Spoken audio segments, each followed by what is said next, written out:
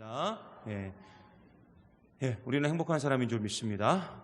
오늘 비가 왔다 났다 하니까 아무튼 이 전체적으로 쭉 좀 처져요. 이런 날은. 근데 이럴 때일수록 우리가 정신을 바짝 차리고 하나님께서 우리에게 주시는 귀한 말씀들이 우리에게 주는 교훈들을 좀 찾고 그 말씀 속에서 귀한 은혜를 발견했으면 좋겠습니다.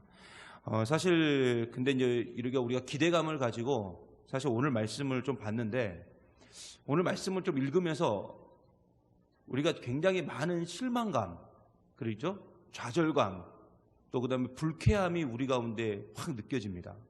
특히 여자분들 입장에서 이 마누라를 2번씩이나 팔아먹은 이 아브라함, 인간 말종이죠.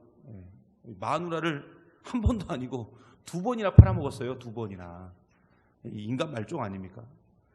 여러분, 창세기 20장에 나오는 내용은 사실 창세기 12장에 나오는 내용과 매우 유사합니다. 그래서 우리는 오늘 말씀을 보면서 굉장히 불편할 수밖에 없어요. 굉장히. 솔직히 창세기 12장에 나오는 그 아브라함의 모습, 12장에도 그 애굽 왕 바로에게 이 아브라함이 자신의 아내, 그때 이름은 또 사레 아닙니까? 그 아내 사레를 팔아먹는 장면이 나와요. 근데 그때는 이해할 수 있어요. 우리가 그때의 아브라함의 모습을 이해할 수 있다고요. 왜냐하면 그때는 아직 아브라함의 믿음이 완벽하지 못했기 때문에, 이제 믿음의 시작 단계에 있었기 때문에, 그리고 그때의 아브라함은, 창세기 12장의 아브라함은 여러 가지 부족한 모습들이 있었기 때문에 우리가 조금 마음을 좀 오픈하고 좀 열고 창세기 12장을 보면 충분히 이해할 수 있습니다. 그 모습은 이해가 가요. 그런데 오늘 이제 창세기 20장에 나오는 아브라함은 우리가 잘 알고 있다시피 믿음도 어느 정도 성장했고요, 또 확실한 변화된 상태를 경험한, 또 그 변화된 상태에 이른 사람이었습니다. 그런데 그런 아브라함이 지금 창세기 12장과 똑같은 상황을 연출하고 있는 겁니다. 아무리 역사는 반복되고 거짓말은 한 번으로 끝나지 않는다고 하지만 똑같은 죄를 짓고 똑같은 실수를 범하고 똑같은 방법으로 사람을 속이는 이 아브라함의 행동은 아무리 우리가 마음을 열어서 활짝 열어서 이해하려고 해도 좀 이해할 수 없는 그런 상황입니다. 그래서 솔직히 우리가요, 이 창세기를 쭉 읽다가 창세기 20장이 나오면 어떤 심정이냐면, 저 같은 경우는 이걸 찢어버리고 싶어요. 이걸 확 찢어버리고 싶어요. 이 부분은 어떻게 좀 빼고, 이거 뭐 이렇게 지우개로 지울 수 없나? 뭐 이렇게 하면서 그런 생각이 들 정도로 굉장히 좀 마음을 불편하게 만드는 이야기입니다. 그렇다면 성경은 왜 이렇게 자신의 아내를 또 팔아먹는 이 아브라함의 몰지각한 이야기를 왜 기록하고 있냐 이거죠. 굳이 기록하지 않아도 되는데. 여러분, 사실 아브라함의 이런 행동이 성경을 보는 우리 입장에서는 매우 불쾌하고 불편한 건 사실인데, 성경에 있는 모든 내용은 누구의 감동으로 쓰여진 거죠? 그죠? 하나님의 감동으로 쓰여진 거죠. 하나님의 감동으로. 그렇기 때문에 오늘 말씀 역시 하나님께서 이유가 있으셔서 우리는 불쾌하지만, 우리는 불편하지만 하나님이 여기다 집어넣으신 겁니다. 그래서 분명히 여기에는, 이 20장에 있는 이 내용은 분명한 교훈이 있고 분명한 가르침이 있다는 겁니다. 여러분, 창세기 12장에 있는 내용과 오늘 우리가 함께 본 창세기 20장에 있는 내용은 그 모든 이야기가 사실 굉장히 비슷해요. 뭐 똑같다 해도 과언이 아닙니다. 그런데 이렇게 불편한 이야기, 똑같은 이야기를 성경이 2번이나 기록하고 있다는 것은 이 두 사건이 사실 비슷한 사건, 똑같은 사건이지만 다른 점이 있다는 거예요. 다른 점이 있으니까 비슷한 이야기를 2번이나 집어넣은 겁니다. 여러분, 창세기 12장은 그 이야기의 초점이, 이야기의 중심이 다 누구에게 맞춰져 있었냐면 하나님에게 맞춰져 있었습니다. 하나님에게. 그러니까 하나님은 어떤 분인가, 그것을 아브라함에게 알려준 사건이 창세기 12장에 그 아브라함이 애굽 왕 바로에게 자신의 마누라를 팔아먹은 사건이에요. 여러분, 창세기 12장은 아브라함이 하나님으로부터 이제 막 부름받은 그 시기였어요. 이제 막 부른, 우리로 따지면 이제 믿음 생활을 막 시작한, 세례를 막 이제 받은 뭐 그 정도의 수준이었다고요. 그래서 아브라함의 믿음은 아직도 좀 불확실했고요, 하나님이 어떤 분인가에 대한 확실함이 없었어요. 그냥 실체는 보지 못하고 하나님의 그림자 정도만 느끼는 정도가 언제였냐면 이 창세기 12장이었습니다. 그런데 그 하나님이 지금 아브라함을 통해서 자신이 누구인지를 창세기 12장에 보여주는데 어떻게 보여주냐면 아브라함의 실수를 통해서 보여주고 계시는 거예요. 아브라함의 죄를 통해서. 아브라함의 실수를 통해서 당시 최고의 강대국이었고 최고의 문명국이었던 애굽 왕 바로보다 하나님을, 나를 부르신 그 하나님, 나를 세우신 그 하나님이 더 위대하시고 더 크신 분이라는 것을 지금 보여주신 겁니다. 그게 창세기 12장에 있는 내용의 어떻게 보면 중심 주제예요. 그렇다면 여러분, 창세기 20장에 나오는 중심 주제는 뭘까요? 여러분, 창세기 20장에 보면은 그랄 왕 아비멜렉이 나옵니다. 그랄 왕 아비멜렉. 이 아비멜렉이라는 말 자체가 왕이라는 뜻이거든요. 근데 그랄 왕 아비멜렉에게 자신의 아내를 팔아먹는 아브라함의 사건이 나오고 있는데, 이것은 우리에게 12장과는 또 다른 교훈을 우리에게 주고 있다는 거죠. 결론부터 미리 말씀드리면 오늘 말씀에 나오는, 그러니까 창세기 20장에 나오는 이 사건의 초점은 어디에 맞춰져 있냐면 성도는 무엇이냐, 성도는 누구냐, 이걸 이야기하고 있어요. 그러니까 창세기 12장은 하나님은 누구신가, 하나님의 초점이 맞춰져 있다면 창세기 20장은 누구에게 초점이 맞춰져 있어요? 성도, 바로 우리에게 초점이 맞춰져 있습니다. 그래서 오늘 말씀에 보면은 하나님이 아브라함을 향해서 아비멜렉에게 뭐라고 소개를 하냐면, 아브라함을 뭐라고 소개하냐면 그는 선지자다, 선지자다, 이렇게 소개를 하고 있어요. 이 선지자에 대해서는 우리가 조금 후에 다시 한번 보기로 하고요. 여러분, 우리가 창세기를 보면서 계속 확인하고 있지만 아브라함은 누구를 상징하는 인물이냐면 바로 우리 자신을 상징하는 인물입니다. 우리 자신을. 바로 성도들의 대표성을 갖고 있는 사람이 누구냐? 그 사람이 아브라함이에요. 그래서 우리가 아브라함을 뭐라고 불러요? 믿음의 조상이라고 부르는 거예요. 믿음의 조상. 그 믿음의 조상이라는 것은, 그 믿음이라는 것이 우리가 생각하는 믿음이 아니고 지금 바로 우리 모습, 지금 믿는 자들, 그 믿는 자들, 우리 그리스도인들, 성도들의 조상이라는 거죠. 조상. 그래서 성도들의 대표성을 가지고 성경에 나와서 움직이고 있는 사람이 누구냐면 아브라함이에요. 그런데 이 아브라함의 행동이 오늘 말씀해 보니까 비열해요. 치사합니다. 뭔 이런 사람이 있나 할 정도로 굉장히 불편하고 불쾌한 인물로 소개되고 있는데, 그 아브라함이 누구를 상징한다고요? 인정하기 싫지만 나예요. 나를 상징합니다. 사실 우리의 모습이 그래요.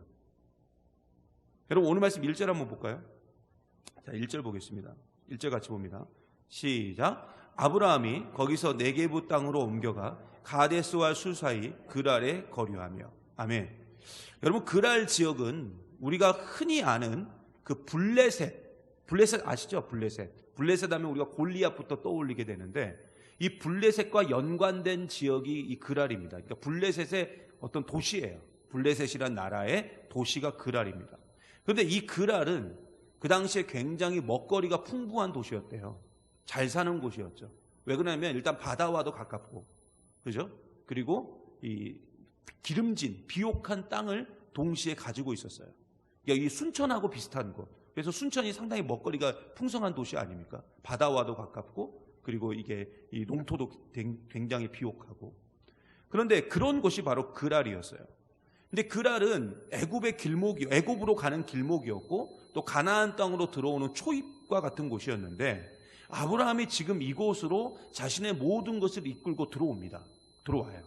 그런데 오늘 말씀 11절에 보면은 아브라함이 이곳으로 이주를 할 때 좀 이해할 수 없는 상황에서 그랄 땅으로 이주한 걸 볼 수가 있어요. 자, 우리 11절 말씀 한번 보겠습니다. 같이 봅니다. 시작. 아브라함이 이르되 이곳에서는 하나님을 두려워함이 없으니 내 아내로 말미암아 사람들이 나를 죽일까 생각하였으며. 아멘. 여러분, 그랄 땅은 하나님을 뭐하지 않는 곳이었어요? 두려워하지 않는 곳이었어요. 여러분, 아브라함은 이미 이걸 알고 있었다고요. 하나님을 두려워하지 않았다는 것은 결국 이 땅이 죄악으로 가득했던 패역한 땅이었다는 거예요. 그걸 알면서도 지금 아브라함이 그랄 땅으로 간 겁니다. 알면서도. 마치 창세기 13장에 롯이 소돔과 고모라로 갈 때 그 소돔과 고모라가 하나님이 버린 땅이고 패역한 땅임을 이미 알고 있었음에도 불구하고 그곳으로 롯이 간 것처럼 아브라함도 모든 걸 알고 있었다고요. 그랄 땅이 어떤 곳인지, 영적으로 어떤 곳인지, 얼마나 죄악이 많은 곳인지, 얼마나 타락한 곳이었는지 다 알면서도 그곳으로 갔다고요. 그리고 이곳에서 자신의 아내를 이전과 같이 결국 다른 사람에게 팔아 넘겨버립니다. 팔아 넘겨요. 그럴 줄 알고 갔다고요. 팔아 넘길 줄 알고 갔다고요. 여러분, 우리는 이런 아브라함의 모습을 보면서 어떻게 아브라함이 선지자일 수 있냐? 어떻게 하나님은 이런 아브라함을 향해서 어떻게 선지자라고 불러주셨을까? 이런 생각이 우리가 들 수 있지 않습니까? 정말 생각의 수준을 넘어서서 이 아브라함이 선지자였다는 것 자체가 너무 웃긴 거예요. 그리고 화딱지가 나는 거예요. 그런데 중요한 사실은 하나님이 그럼에도 불구하고 아브라함을 하나님의 뭐로 부르셨다는 거예요? 선지자. 하나님이 그렇게 불러주셨다니까요. 선지자로요. 그리고 그렇게 세워주셨다니까요. 그리고 우리가 뭐라고 말할 수 있겠어요? 여러분, 우리 주변에 그런 분들 있잖아요. 아니, 저 사람이 어떻게 예수 믿는 사람이야? 저 사람이 어떻게 저런 직분을 가지고 있어? 어떻게 저 사람이 저럴 수가 있어? 어떻게 저 사람이 그리스도인이야? 뭐 이렇게 말할 수 있지만 그 그리스도인, 성도, 그리고 그 직분을 누가 주신 거예요? 누가 주셨나요? 우리 하나님이 주셨잖아요. 하나님이. 우리가 생각하기에는 화딱지가 나죠. 어떻게 저런 사람이 저런 직분을 갖고 있어? 어떻게 저 사람이 그리스도인이야? 어떻게 저 사람이 성도야? 라고 말할 수 있지만 그것을 하나님이 그렇게 불러서 세우셨다니까요. 우리는 화딱지가 나지만. 그래서 우리가 뭐라 말할 수가 없는 거예요. 여러분, 오늘 말씀 2절과 3절 한번 보겠습니다. 2절과 3절입니다. 시작. 그의 아내 사라를 자기 누이라 하였으므로 그랄 왕 아비멜렉이 사람을 보내어 사라를 데려갔더니 그 밤에 하나님이 아비멜렉에게 현몽하시고 그에게 이르시되 네가 데려간 이 여인으로 말미암아 내가 죽으리니 그는 남편이 있는 여자임이라. 여러분, 아비멜렉이 잠자다가 이 소리를 딱 하나님의 음성을 들었을 때 기분이 어땠을 것 같아요? 진짜 이건 뭐 싸하죠, 싸해. 그죠? 여러분, 이 아브라함은요, 우리의 예상대로 아니나 다를까 자신의 아내 사라를 그랄 땅에 그랄 땅에 들어가자마자 바로 그랄 왕 아비멜렉에게 보내버립니다. 그리고 자신의 목숨을 부지하죠. 그런데 우리의 상식으로 따지면 그날 밤에 이 사라를 보낸 이 그날 밤에 하나님께서 아브라함에게 나타나셔서 아브라함의 믿음과 그 윤리적인 부분을 막 따지고 혼내야 맞는데 지금은 하나님이 아브라함에게 나타나신 게 아니고 누구에게 나타나셨어요? 아비멜렉에게. 이게 하나님이 잘못 가신 거 아닐까요? 지금 마누라를 팔아먹은 아브라함에게 가가지고 야 이놈, 죄송합니다, 욕이 나올 뻔했네요. 야 이놈 뭐 이렇게 XX야 그러면서 네가 지금 정신이 없냐고 하면서 막 혼을 내고 막 이렇게 얘기를 해도 지금 될까 말까 한 판인데 그날 밤 아브라함은 아무 일 없다는 듯이 잠만 잘 자고 괜히 정말로 순수하고 오늘도 그런 모습이 나오잖아요. 아비멜렉의 그 순수한 모습들이 나와요. 착하고 착한 아비멜렉의 꿈속에 나타나셔가지고 하나님이 막 혼을 내시는 거예요. 하나님을 두려워하지도 않고 하나님이 누군지도 몰랐는데 그리고 하나님이 하나님이 어떤 분인지도 알지도 못하는데 그런 아비멜렉에게 하나님이 나타나셔가지고 사라에게 더 이상 불행한 일이 발생하지 못하도록 하나님이 딱 막으시는 겁니다. 그런데 솔직히 하나님은 아브라함에게 그날 밤에 나타나야 맞죠. 그래서 막 혼을 내셔야 우리의 속이 좀 한편이라도 좀 시원할 것 같은데 하나님은 엉뚱하게도 지금 아비멜렉에게 나타나셔서 아비멜렉을 혼을 내고 있습니다. 그러니까 아비멜렉은 지금 뭐가 뭔지 모르는 상태에서 혼이 난 거예요. 어리둥절한 상태에서. 요즘 청년들이 그 모든 글자들을 네자나 두자로 막 줄이거든요. 그래서 아비멜렉이 어리둥절했다. 그래서 멜렉둥절. 제가 이렇게 좀 만들어봤어요. 없는 단어를 제가 만들어봤어요. 그러니까 그 멜렉둥절한 상태가 지금 된 거예요. 그렇다면 하나님은 왜 이런 방법으로 일하실까? 그죠? 왜 이런 방법으로 이렇게 특이하게 일을 하실까? 여러분 오늘 말씀 4절에 보면 이렇게 증거하고 있습니다. 자, 4절 한번 보겠습니다. 같이 봅니다. 시작. 아비멜렉이 그 여인을 가까이 하지 아니하였으므로 그가 대답하되 주여 주께서 의로운 백성도 멸하시나이까. 여러분 멜렉 둥절을 경험한 아비멜렉, 여러분 멜렉 둥절 그러니까 이런 단어가 있는 게 아니에요. 그냥 제가 오늘 만들어낸 거예요. 이거 괜히 어디 가서 막 이거 쓰지 마십시오. 자, 멜렉 둥절을 경험한 아비멜렉이 지금 하나님 앞에서 어때요? 자신의 억울함을 막 토로하는 거예요. 토로하는. 여러분 솔직하게 한번 물어볼게요. 여러분 한번 대답해 보세요. 이건 진짜 묻고 여러분이 대답하는 겁니다. 네. 여러분 아비멜렉과 아브라함 중에 누가 더 착합니까? 대답 못 하겠어요? 그렇죠? 아비멜렉. 여러분 지금 아비멜렉이 훨씬 더 윤리적이고요. 훨씬 더 도덕적인 사람이에요. 오늘 말씀을 보면 정말 의롭고 깨끗한 사람은 아비멜렉이었다고요. 그래서 그는 하나님을 만난 이후에 주저없이 사라를 보내요. 주저없이 돌려보낸다고요. 심지어 아무 짓도 안 했는데 그냥 사라를 데리고 오기만 했는데 그거 가지고 위자료까지 쳐가지고 돌려보낸다고요. 그런데 사실 우리가 살아가는 세상 속에서 이런 경우들이 엄청 많죠. 여러분 직장생활 하시거나 사회생활을 하다 보면 어떤 때는 세상 사람들이 예수를 믿는 사람보다 훨씬 더 착하고 세상 사람들이 예수 믿는 사람보다 훨씬 더 윤리적이고 세상 사람들이 예수 믿는 사람보다 훨씬 더 나아 보일 때가 얼마나 많은지 몰라요. 제가 청년들 중에 가끔씩 이제 취업을 해가지고 막 이게 상담을 하는 애들 있어요. 이제 막 취업한 친구들 중에 상담하는 애들 중에 이런 얘기를 종종 해요. 목사님 우리 부장님이 장로님이시라는데 술을 막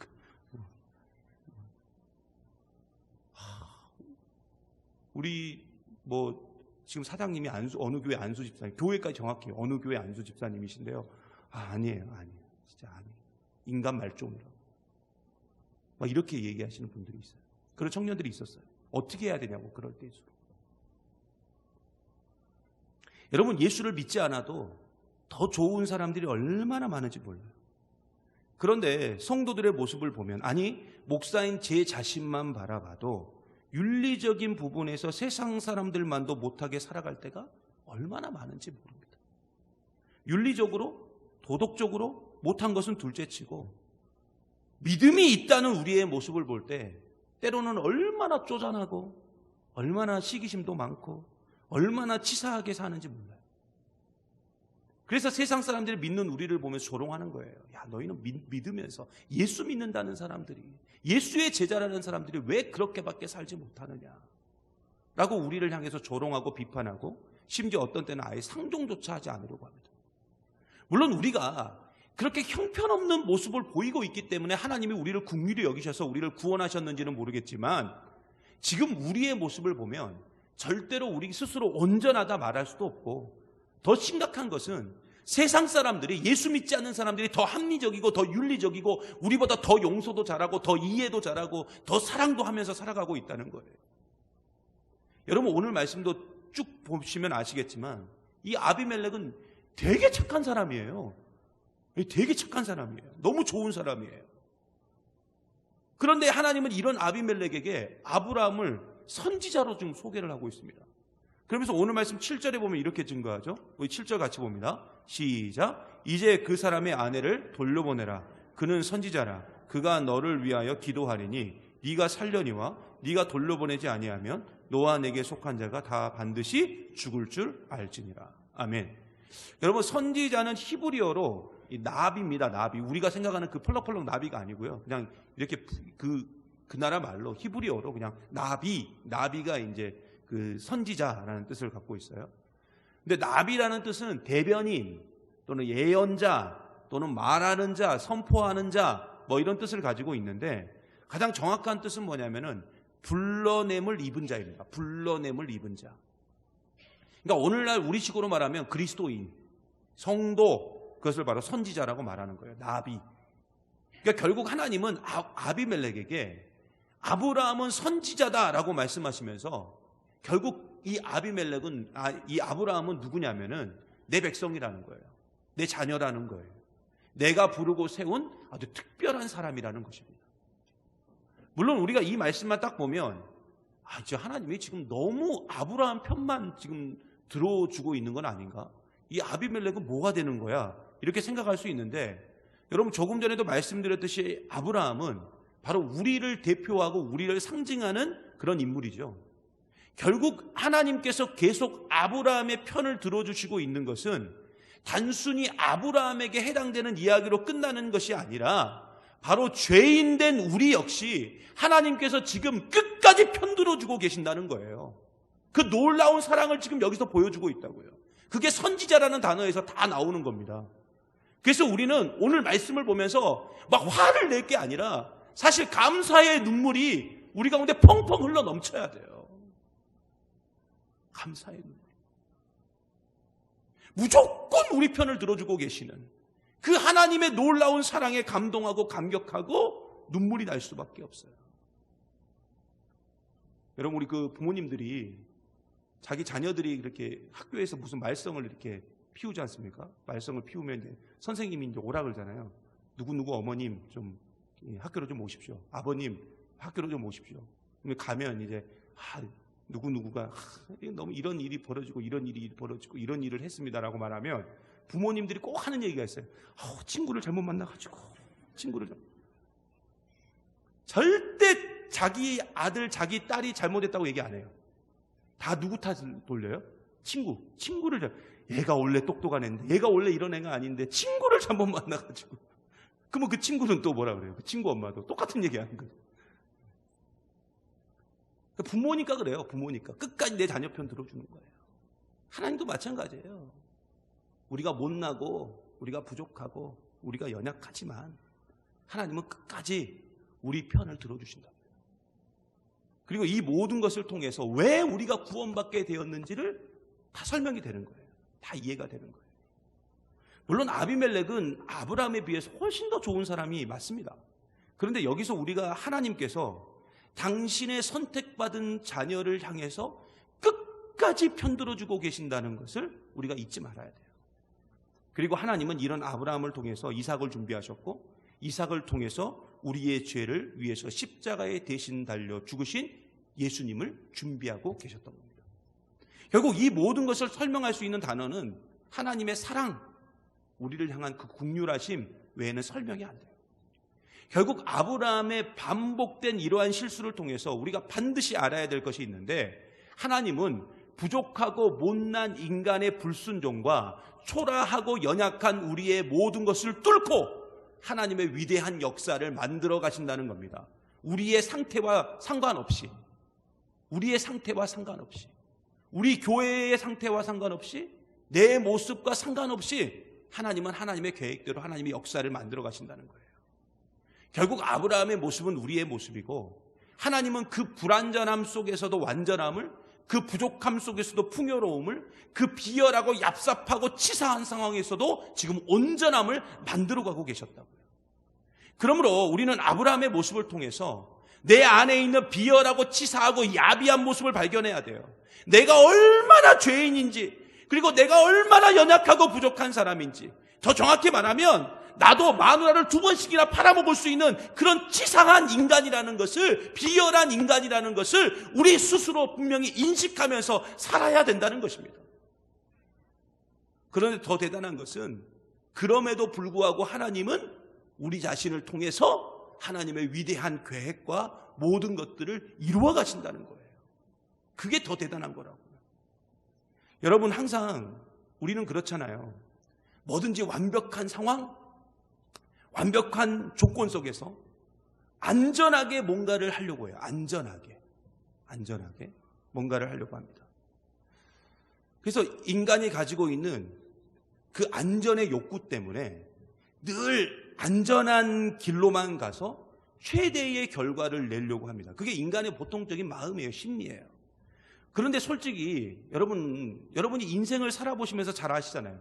우리 인생이 항상 그렇게 완벽하고 안전하고 뭐 그런 모습으로 계속 되어져 가던가요? 우리 계획대로 막 되어져 가던가요? 아니잖아요. 내 의지와 상관없이 정말 엉망이 되는 순간이 얼마나 많은지 몰라요.